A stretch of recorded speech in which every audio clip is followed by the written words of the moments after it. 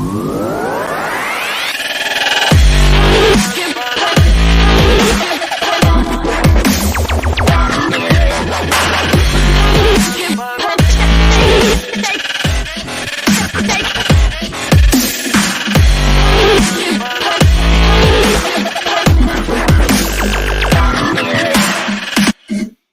morning and good afternoon, everyone, and welcome to today's Exploring by the Seat of Your Pants event. My name is Joe Grabowski, and I'll be your host for today. Oh, it is nearing the end of April. I think we've had somewhere between 35, maybe even 40 live events this month. It has been absolutely jam-packed, and we just recently announced our first batch of May live events for your classrooms. So do take a look on the website, exploringbytheseat.com. You can see all the events that are coming up at the beginning of May, and we'll have another newsletter coming out soon with another big listing of May events. So today's event, we have been collaborating with Polar Knowledge Canada to do some really great events looking at different issues in Canada's Arctic. Today's event is going to be a little bit different. So I think a lot of times when people think about the Arctic, they think about snow and polar bears, climate change, things like that.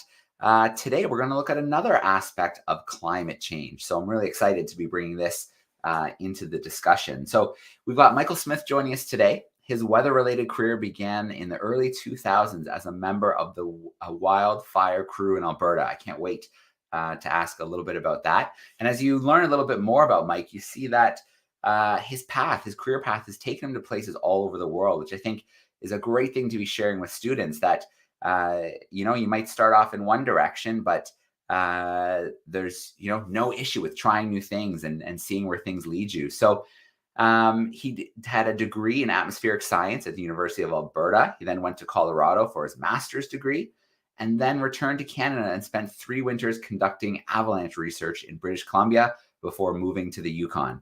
So since 2010, he's worked as a fire weather forecaster for the Yukon Wildland Fire Management. So I'm going to bring Mike in live with me right now. Here we go. Hey, Mike, how you doing today? I'm doing just great. How you doing? Good, good. It's great to have you joining us from the Yukon today. We've got a great group of classrooms across Canada joining in. In fact, a shout out to those tuning in via YouTube. Don't forget to use that chat sidebar to let us know where you're watching from and send us in your questions. But Mike, we're really excited to get to know you a little bit better, hear a little bit about the work that you are doing, and then we'll let the students take over. Oh, thanks very much. I'm really excited to be here and to get your questions as well. All right. Well, Mike, I'll let you take over for a bit, and then we'll switch gears to Q&A. That sounds great. I will just share my screen here and we can get going. So I think before I even start, I'm going to show a quick video here because I think for forest fires and wildfires, a picture tells 1,000 words and a video maybe tells 1,000,000.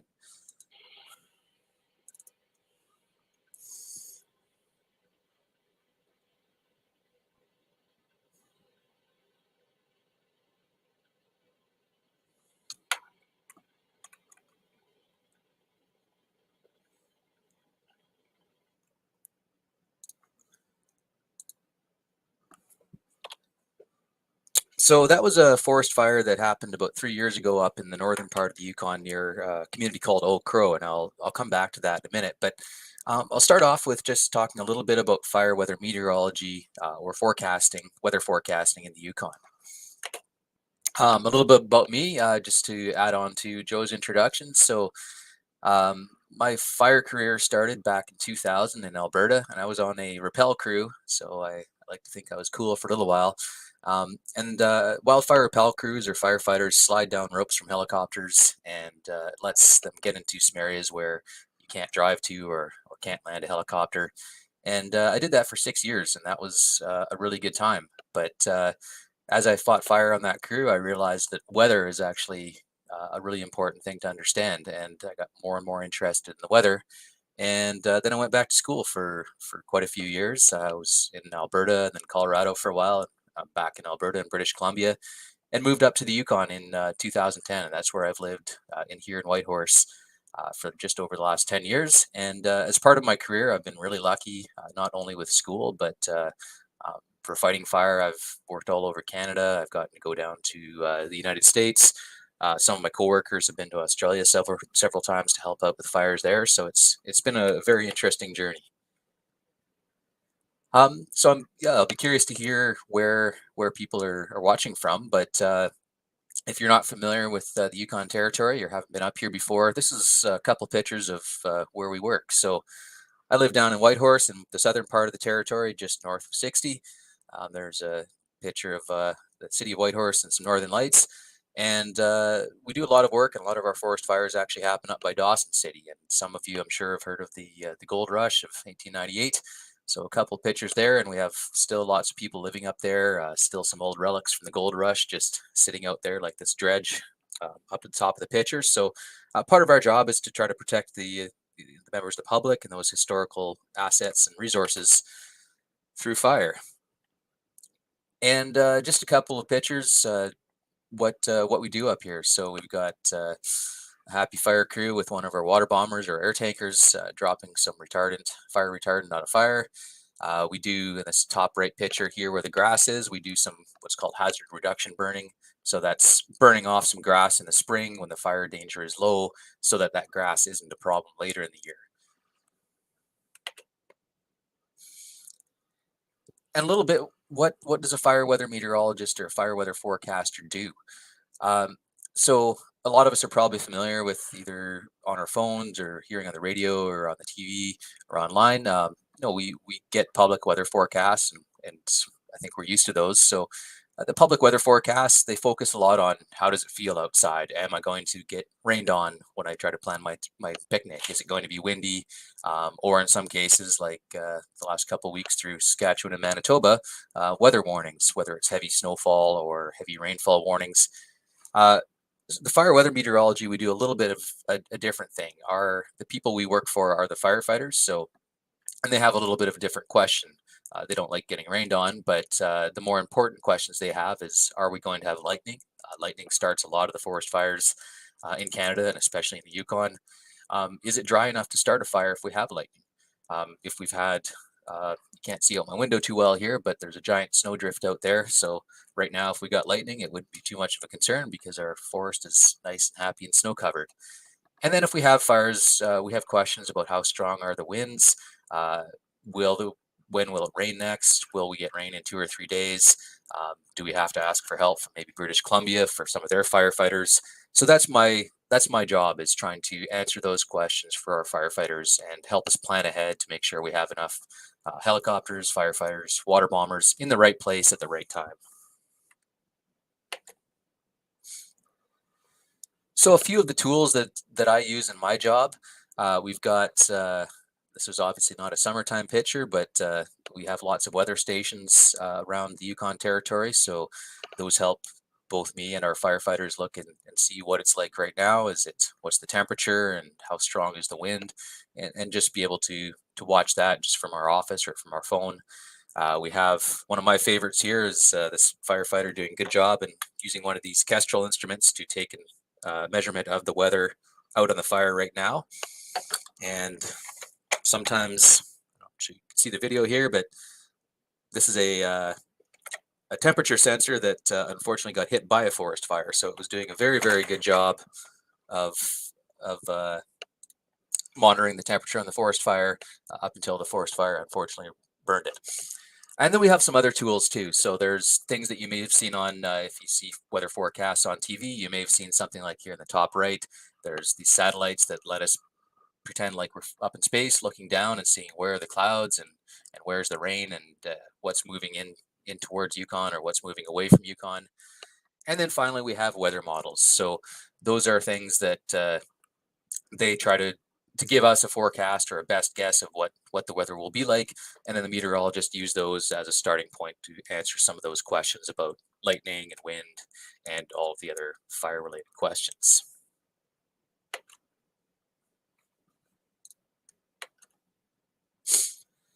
So a little bit, I mentioned firefighters use it, but how do they use it? So we have a few different ways that the fire weather forecast that I produce is used. The most important ones for me are our fire crews, because they're the ones actually out on the ground on the fire, and we want to make sure that they both are able to stay safe and that they're able to do a good job of fighting the fire with the right information. So this is a picture of one of our crews based here in Whitehorse, and they're from a community named Carcross, just south of us, and showing a few of their tools. So they've got all of their fire pumps and hose and helmets to keep them safe, and Pulaskis, which is just like an axe, but a special kind of axe that we use on fire. And for them, we make what's called a fire or a morning safety briefing. So for them, they'd like to know what the weather's going to be like, where they're fighting the fire, um, what kind of fire behavior they can expect. So is it a day where the fire is just like a little smoldering campfire, not too much concern, maybe you can step on it and put it out, or is it going to be a big fire that's maybe going to be more than just their smaller pump and hose can handle. So they're one of the groups that we forecast for here. We also do this, especially maybe not this time of year with how much snow we have today, but in May and maybe even early June, we do a lot of what we call hazard reduction burning. So this picture here is kind of like that picture I showed earlier, where we try to burn off some of the grasses on the sides of the road, or really just trying to burn that now when the fire danger is low, so that later in the summer, when maybe it's hotter and drier and windier, that grass isn't there to contribute or be a problem for forest fires. So we and most provinces and territories do this in the spring now. We work with the different communities. In this case, in the picture, are Carcross, south of Whitehorse, and we plan ahead. So they'd like to know, hey, we want to go there next Wednesday. Are things going to be dry enough to burn? Is the wind going to be light enough that we won't accidentally start a big fire, which is never a good thing. So we do that every spring and sometimes in the fall as well when things start to cool down again. Another group that likes our forecast is pilots. So in Canada, we are lucky to have lots of very good helicopter and airplane pilots. And on the picture on the left there, we have one of our helicopter pilots with, you can see a little bucket dangling under there. So that's actually a really important tool that we use to help the firefighters on the ground. Those helicopters dip those buckets in lakes or rivers, and they're able to drop quite a bit of water on the fire to help the fire crews and add to what the fire crews are already doing with their pumps and hoses. And then we also have the air tankers, or water bombers, that, as they're quite often called. And this particular water bomber or air tanker is dropping what's called fire retardant on the edge of a fire. And it's unlike just water. Water's good for putting out fires, but the fire retardant has a lot of clays and salts in it, and it coats all the trees on the edge of the fire, and it makes it so they're not really easy to burn. So it's almost like building a wall that stops the fire from moving in that direction. So that's another tool that we use. And for me, is what the pilots are quite often asking me is, how smoky will it be? Will I be able to take off from the airport, or will it be too smoky? Will it be too windy for me to fly, or too bumpy to accurately drop my water? So pilots are another group of people who quite often ask for the fire weather forecast there. And I will risk problems here and try showing one more neat video of a fire tanker drop.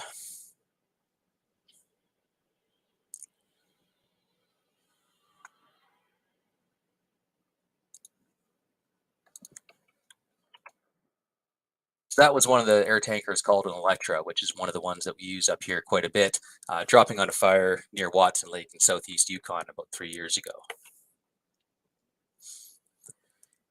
Speaking specifically about the north, there are some extra things that both make living up here really good, but also make it maybe more challenging to forecast properly.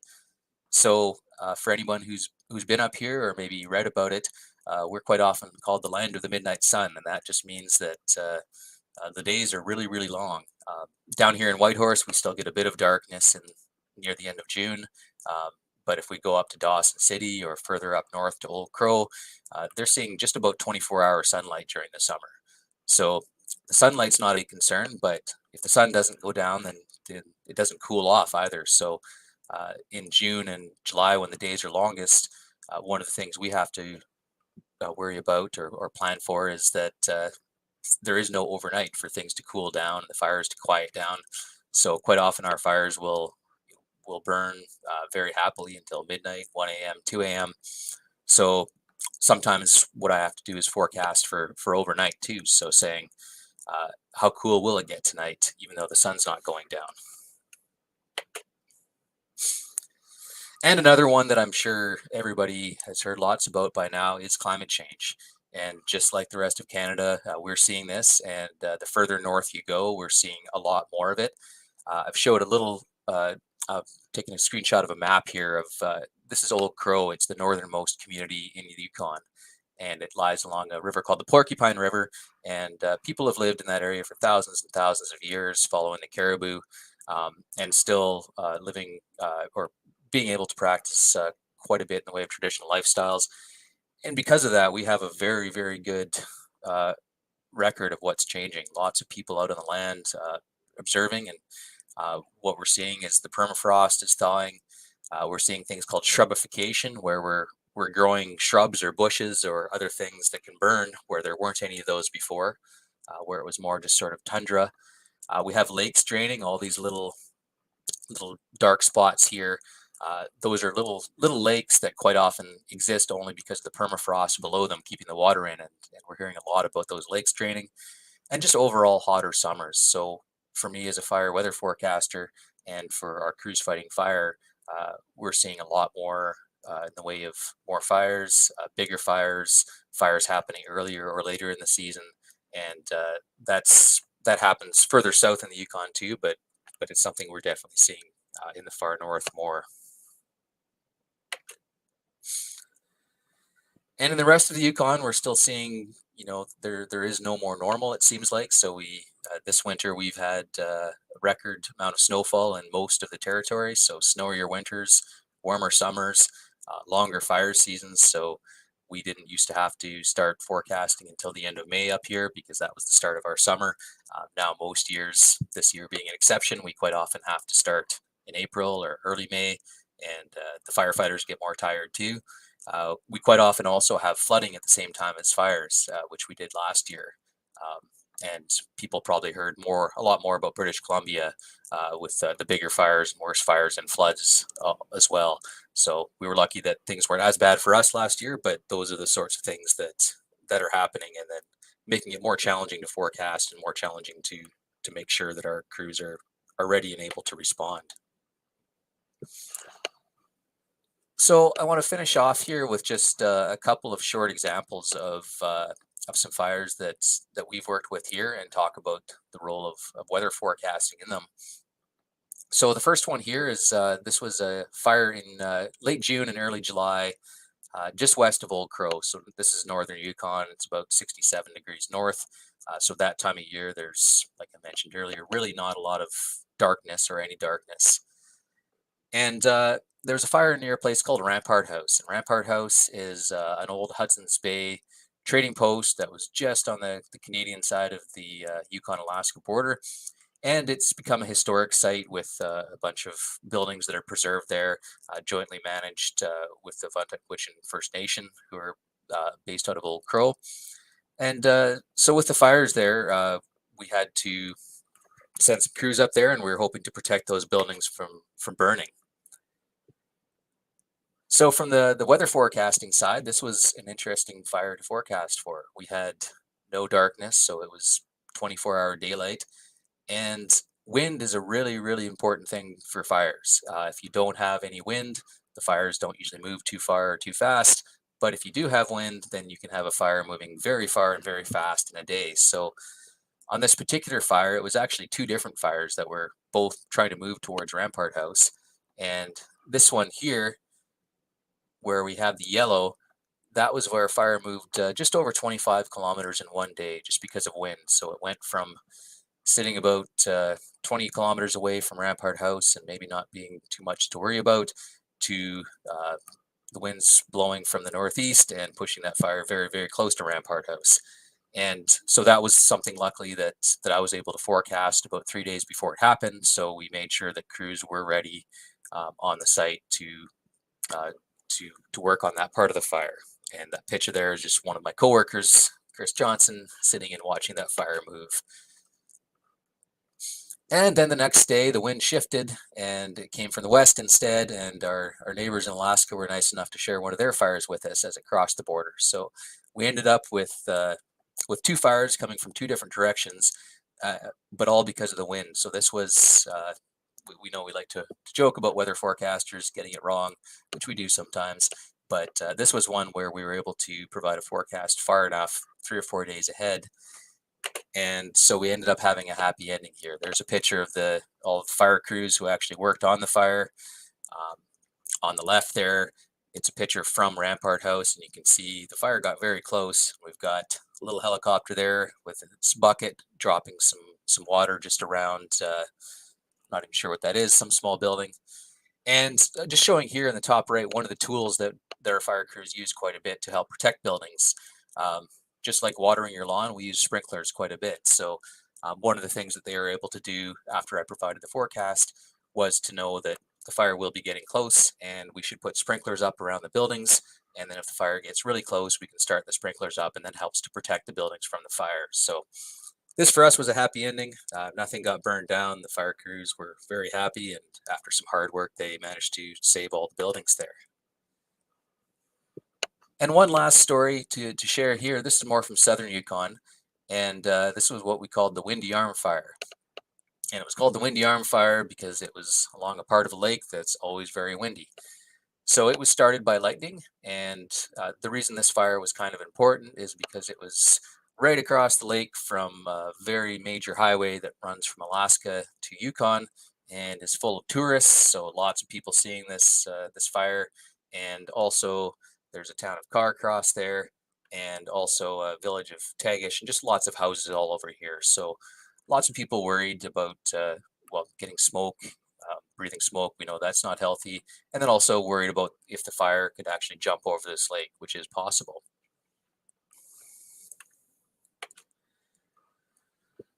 So this is just a little example of where the weather forecast, can actually be pretty good at predicting how the fire will act.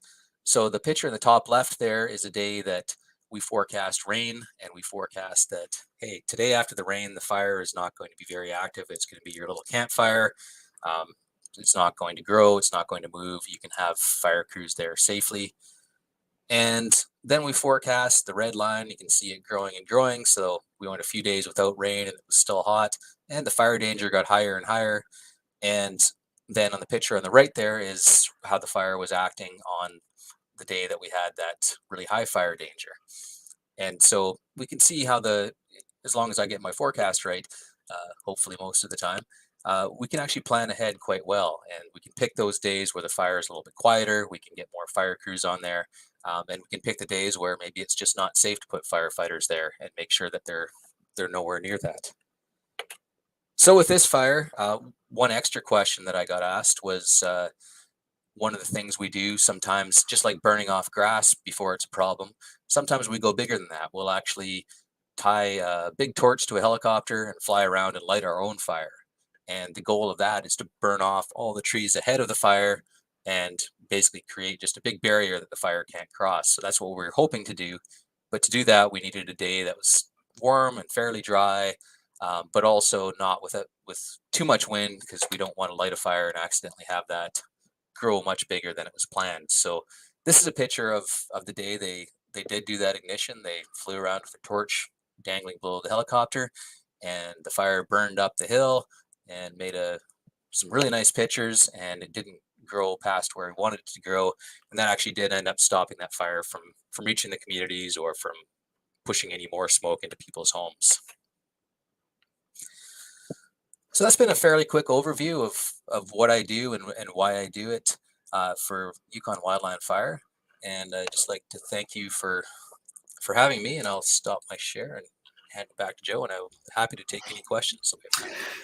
All right, Mike, that was great. Thank you so much for sharing that with us today. I know, myself and maybe a lot of the students might have been thinking of more kind of forecasting the threat level, right? We kind of see that locally down here as well: green, yellow, orange, red. But from what you showed us today, there's tons of work all the way throughout the fire And then I imagine there's probably a little bit of forecasting afterwards to maybe, thinking about flare-ups and things like that. No, absolutely. And yeah, I didn't focus too much on the threat level. That was where the fire crews and the public get that. But yeah, like you said, it's a lot of the work I do is focused on during the fire and then after the fire too, to make sure that, is it quiet? Will it stay quiet, or do we need to keep paying attention to it? Well, incredibly important job keeping those firefighters safe out there. And I'm sure they're thrilled to know people like yourself have their back and can give them those kind of up-to-date conditions. Okay. Well, let's start taking a few questions here. So lots of questions about being a rappel firefighter. So the first question that came here was about the training. What was the training like? How often did you have to train? What kind of things were you doing to prepare for that? Yeah, great question. So when I trained to be a rappel firefighter, it was in Alberta, and basically it was modeled after Army boot camp is what they called it, basically. So fitness was a big component of our training. We'd go for runs every morning, and then after our fitness training, we would just practice. Alberta had a rappel tower, what we call it. So it was a tower with 3 different levels, and we'd start on our low level, maybe 3 meters off the ground, and just start to learn to rappel down the rope. So the first thing, we'd make sure that we're not scared of heights, and as we got better and more comfortable, we'd move to the higher parts of the tower, and eventually the highest part of the tower, I think, was 20 meters, and we do lots of practice on that. And if we were still doing okay and doing everything safely, then we graduated to actually doing it out of a real helicopter. And that was really scary. It was loud, it was windy, but luckily with the training that we'd done, it was actually not too difficult. And so that was how I started my training. And then we would just keep practicing throughout the summer. So you wanted to make sure, like anything else you're trying to stay good at, you keep practicing and make sure that you can do it safely and quickly, and then also keeping up the fitness level. So still lots of running and push-ups and sit-ups all summer. All right, fair enough. I'm going to bring a camera classroom in a moment to get some live questions from them. But another question here was about, you talked a little bit about the training. What did you do maybe for the mental side of things? Were, the nervousness, the fear of kind of going into those situations? That's a great question. And funny enough, there were a lot of people in the rappel program who are really scared of heights. So I think the mental part was different things worked for everybody, but worked for me was practicing. So I knew I'd practice a lot. And I'd tell myself, hey, you've done this before. It's not really any different than if you're at that 3-meter platform, or if you're in a helicopter, you're still attached to the rope. You know what you're doing. We would also talk with our coworkers, and if you're feeling nervous about it, then we talk about why we're nervous and encourage each other. I think that's, the teamwork is a really important part of firefighting, and that was the same for the rappel as well. All right, we're going to bring in a class here. We've got some 3rd graders joining us from McKinley Elementary. I'm going to bring them in here now so they can say hello. There we go. Hey, McKinley, how we doing? There they are. Hey, McKinley. Okay, we hear you loud and clear now. Who's got some questions for Mike?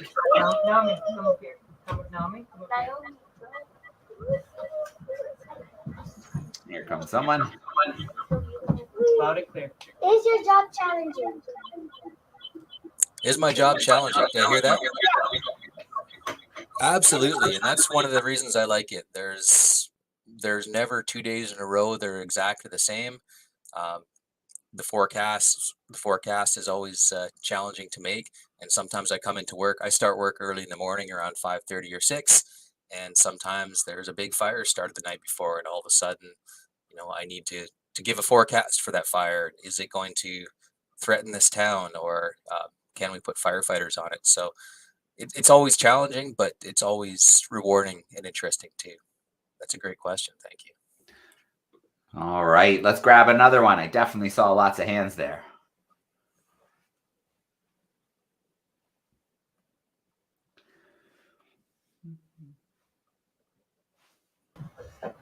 How do you know that there's gonna be a fire? How do I know it's going to be a fire? Well, we make what's called educated guesses, so I never know for sure. But one of the things we look for is if it's been a few days since it rained and it's been warm, and then there's going to be lightning, we're pretty sure there will probably be a fire in that case. So that's what I try to tell our fire crews and managers, that, hey, today is a pretty good day to start a fire. Or like today outside my window when there's snow on the ground, today you don't have to worry too much about a fire. It's still very wet and cold. So we never know for sure, but we do make good guesses, and we're quite often right. All right. Well, McKinley Elementary, we'll be back your way in a few minutes. We'll get a few more questions, so get those ready for us. Some more YouTube questions. So Ahmed wants to know, how long did you go to school for? Good question. So I went to school for 4 years for my undergraduate degree, and then 2 more years for my master's degree in atmospheric science. And this next part wasn't related to my job now, but it was just because I was interested. It was 3 more years doing avalanche research. So for the weather side of things, it was a total of 6 years. You don't have to do that to get a job in Canada. But for me, I was just interested, and also because I got to live in Colorado and go biking and skiing and climbing, it was an easy decision. All right. It sounds like some good perks. Alora Lee would like to know, what made you decide to study fire, to make that your career?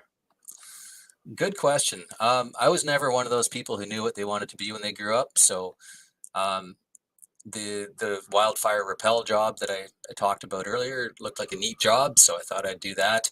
And then once I started doing it, I realized that this is a really rewarding career, and there's actually other things I can do with it. I really had no idea that fire weather meteorology was a job until I worked with fire. But then as I spent more time, I did my 6 years in the fire crew, and I enjoyed that. Then I decided it was time to move to something different, and that was my goal, was to become a fire weather meteorologist. And it's been, I think, a really interesting career, and continues to be, I'm sure will continue to be interesting and challenging.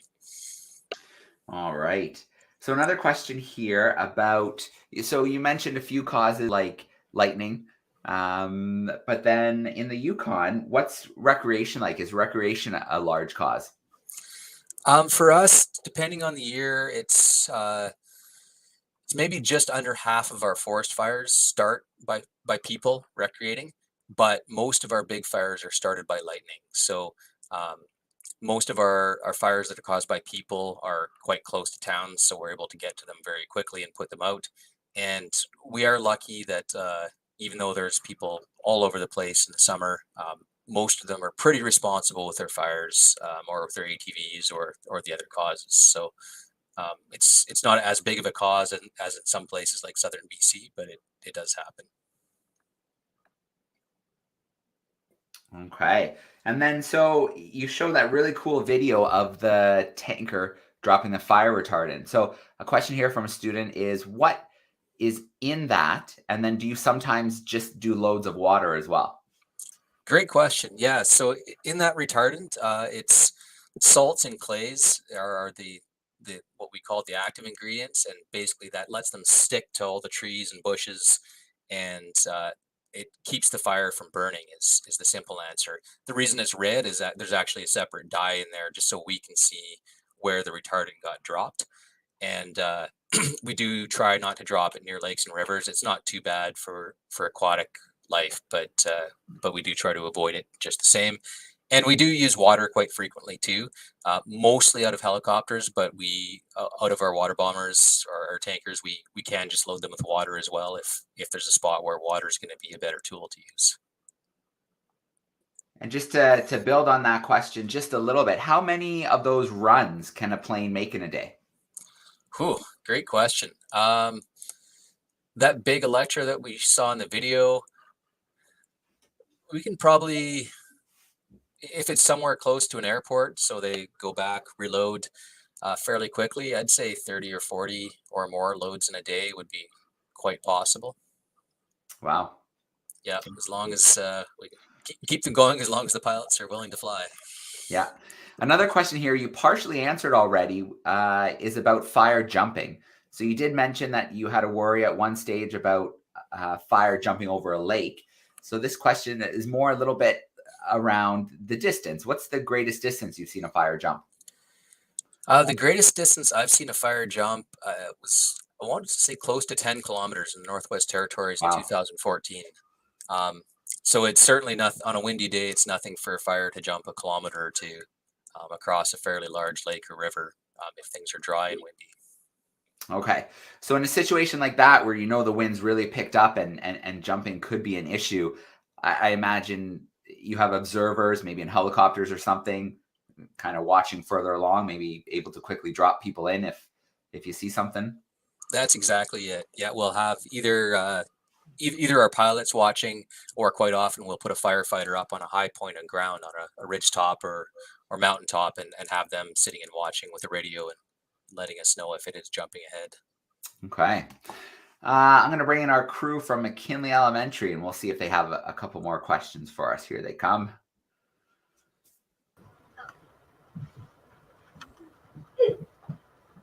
My question is, have you ever gotten badly hurt or injured?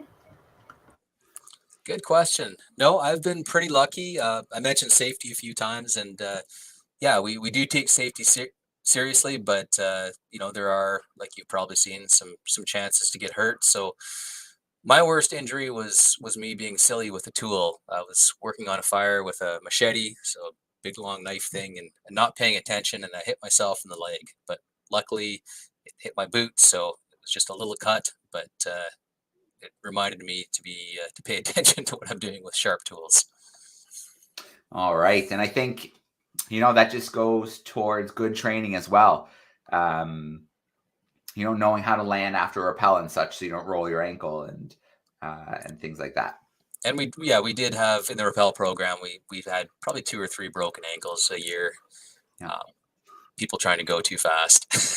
Yeah. All right. Well, McKinley Elementary, if you do have any more questions, feel free to turn your camera on. I'll keep an eye. Oh, yep, that was quick. They definitely do. Here we go.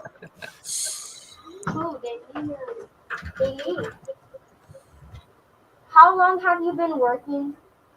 How long have you been working? How long have I been working? Well, I started, I did 6 years as a firefighter, and then I took 6 years in school, and then it's been another just about 12 years since I moved to the Yukon. So about 18 years working in firefighting, I guess, in total, including both the fire crew and the fire weather meteorologist. All right. We'll see if there's one more, and then I'll grab a few more off of YouTube to wrap us up. So if you have one more, we'll grab it from McKinley. Go ahead. How thick is your protection? Oh, sorry, I didn't hear that one. How thick is your protection? Oh, how thick is my protection? Good question.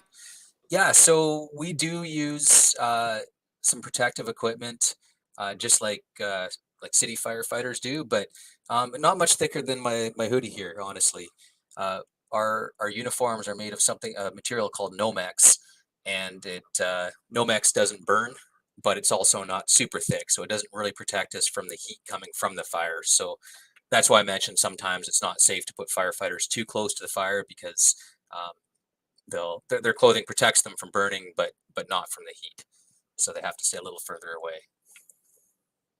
Okay, so this is a great question here from YouTube about, so we saw you doing some of those prescribed burns to kind of get ahead of things, even getting ahead of the fire with a burn. So with fire being kind of a natural thing in a lot of ecosystems, are there ever times that the decision's made just to let things play out? Fantastic question, and it's actually something I meant to mention earlier, so thank you for bringing it up. We're really lucky in the Yukon here that we actually are allowed to let a lot of the fires burn naturally.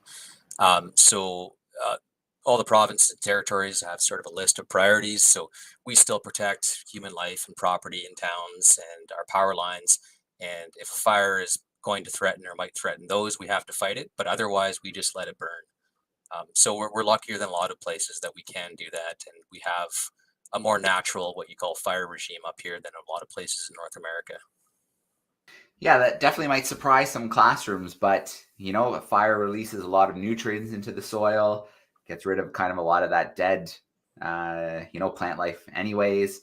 So yeah, it really is a renewal. And you mentioned Australia, and there's many plants in places like Australia. They need fire to be able to release their seeds and kind of kickstart that next generation. So it's a really important natural part of an ecosystem.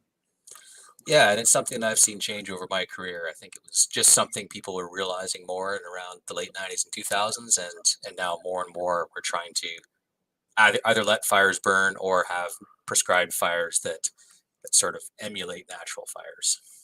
Yeah. All right. So our final question for today, Mike, this one's from me. You mentioned when you and I were chatting before the event that kind of right now a concern is floods. So you talk about fire forecasting. I imagine you do a similar thing with floods, kind of looking at areas and the amount of snow. Can you tell us a little bit about what that's kind of like, that flood forecasting? Sure, and it's I'm lucky that we in the Yukon government here have some really good hydrologists. So and they're the people who actually understand the snow and the flooding risk more than I do. It's just the person who's concerned about weather. But so it's a little bit different than fire there in that the hydrologist will usually tell me, hey, we're concerned about this. We're concerned about temperatures not freezing overnight for 3 days in a row, or we're concerned about rain all the way up to ridge tops. And so they'll tell me what they're looking for, and then I will try to forecast to let them know that, hey, don't worry, it's going to keep freezing overnight, or watch out, it looks like next Friday there might be some rain all the way up to ridgetop, and that could cause some flooding.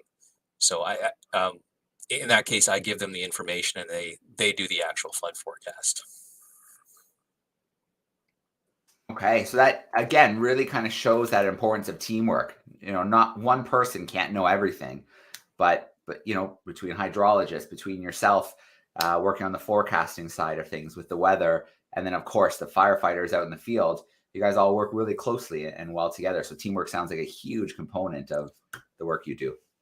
Yeah, you're absolutely right. And I think that's one of the things that ties back to the question of how long have I been working? It's just about 20 years. And that's the reason why is we have really good people working together and hopefully helping our communities out and keeping them safe.